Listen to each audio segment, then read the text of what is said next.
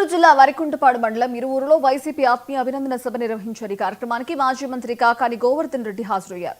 ఈ సందర్భంగా ఆయన మాట్లాడుతూ కూటమి ప్రభుత్వం ఏర్పడిన ఏడాది కాలంలోనే ప్రజల్లో తీవ్ర వ్యతిరేకత వచ్చిందన్నారు. మోసం చేసి గద్దెనెక్కిన ఈ ప్రభుత్వానికి ప్రజలు తగిన బుద్ధి చెప్పాలని వ్యాఖ్యానించారు. వైసీపీ హయాంలో ఇచ్చిన పథకాల పేర్లు మార్చి ఇప్పుడు ఇస్తున్నారని విమర్శించారు. మెడికల్ కాలేజీల ప్రైవేటీకరణకు వ్యతిరేకంగా ఏర్పాటు చేసిన కోటి సంతకాల సేకరణ కార్యక్రమాన్ని విజయవంతం చేయాలని పిలుపునిచ్చారు. ఒక ఆలోచన కూడా మనం ఇచ్చినటువంటి పథకాలని అమ్మఒడి అనేటువంటి దాన్ని ఈ రోజు మనం ఏదైతే ఇచ్చామో దాన్ని తల్లికి వందనం అన్నాడు.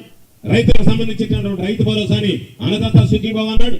అక్కడెక్కడో కర్ణాటకలో వాళ్ళు ఉచిత బస్సు పెడితే దాన్ని కాపీ కొట్టాడు. తమిళనాడులో ఇక్కడ ఉన్నటువంటి హైదరాబాద్ లో గ్యాస్ సిలిండర్లు ఉచితంగా ఇస్తే వాటిని కంపెనీ కొట్టాడు. ఎవరైతే ఎక్కడైతే కాపీ కొట్టడం వాటిని చెప్పడం మోసగించడం ఓట్లు వేసుకోవడం వెళ్ళిపోవడం తప్ప మరొక పరిస్థితి కల్పించడం లేదు.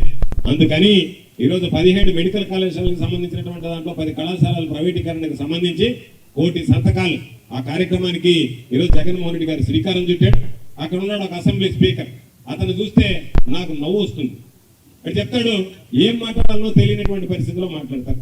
ఆయన చెప్తాడు, ఆయన గారు అయ్యా మీ దగ్గర జీవో ఉంటే చూపించండి అని చెప్పి నిన్న జగన్మోహన్ రెడ్డి గారు నర్సీపట్నం నడిబొడ్డును వెళ్ళి ఆ కాలేజీ ముందు నిలబడి అయ్యన్న పాత్రుడు ఇదిగో నా హయాంలో వచ్చినటువంటి జీవో ఏమి సమాధానం చెప్తావంటే ఒక్కడ కూడా మరింత సమాధానం చెప్పలేనటువంటి పరిస్థితుల్లో ఉన్నారంటే మీకు తెలిసి మాట్లాడుతున్నారా, తెలియక మాట్లాడుతున్నారా, లేకపోతే ఆ కల్తీ మందు కొట్టుకుని మాట్లాడుతున్నారా? మీరు ఇచ్చేటువంటి కల్తీ కూటమి ప్రభుత్వం మీద మాజీ మంత్రి